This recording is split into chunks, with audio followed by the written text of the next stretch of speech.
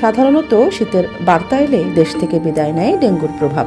আক্রান্তের সংখ্যাও অনেকটাই কমে আসে, কিন্তু এই বছর ডিসেম্বর মাস শুরু হলেও ডেঙ্গুর পরিস্থিতি অনুকূলে নেই। এমনকি আগামী জানুয়ারি পর্যন্ত এর প্রভাব থাকতে পারে। এই যে দেশে বছর জুড়ে ডেঙ্গুর প্রকোপ চলছে, এর কারণ কি?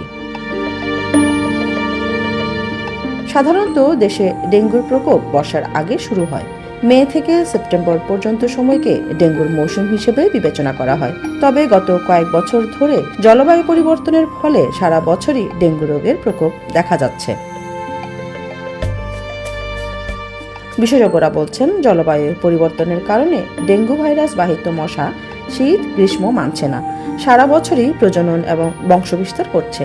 পাশাপাশি মশা নিয়ন্ত্রণে কার্যকর সমন্বিত জাতীয় উদ্যোগ না থাকার ফলে দেশে বছর জুড়ে ডেঙ্গু সংক্রমণ চলছে।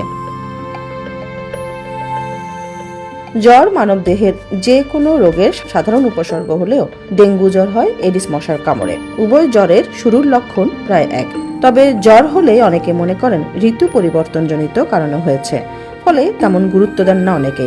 ডেঙ্গু আক্রান্তের শুরুতে সতর্ক না হওয়ায় রোগীর শারীরিক অবস্থা জটিল হয়ে শক সিনড্রোম দেখা দেয়। বিশেষ করে যারা জটিল রোগে আক্রান্ত তাদের জটিলতা বেশি হয়। চিকিৎসকরা জানান, ডেঙ্গু জ্বর সাধারণত 1 থেকে 2 সপ্তাহের মধ্যে সেরে যায়।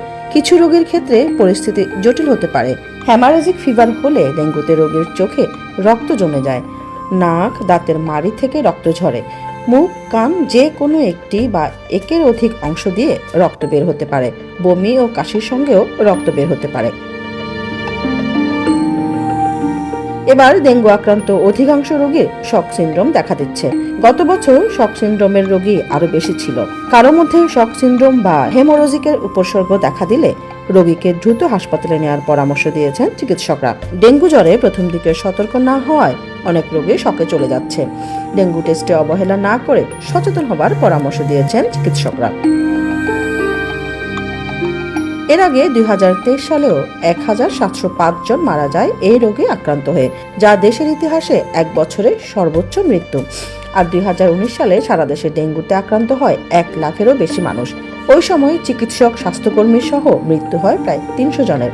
গত বছর দেশে প্রায় 3.25 লাখ ডেঙ্গু রোগী হাসপাতালে ভর্তি হয়ে চিকিৎসা নেন। অর্থাৎ প্রতি বছর ডেঙ্গুর প্রকোপ এবং এতে হতাহতের ঘটনা নিয়মিতভাবে ঘটছে। সিটি কর্পোরেশন সহ সংশ্লিষ্ট ব্যক্তি প্রতিষ্ঠানের গাফিলতি কি তবে এর মৃত্যুর কারণ? গত বছরই যেখানে প্রায় 2500 মানুষ মারা গেছে, সেখানে চলতি বছরও গতানুগতিক পদ্ধতি, পদক্ষেপ ও উদ্যোগ ছাড়া বিশেষ কোনো আগাম ব্যবস্থাপনা নেই সংশ্লিষ্টদের তরফ থেকে। অথচ ডেঙ্গু সমস্যা মোকাবেলায় প্রতি বছর বেড়েছে ব্যয়। বিশেষ করে ঢাকার 2 সিটি কর্পোরেশনে শত কোটি টাকা খরচ করা হয়েছে।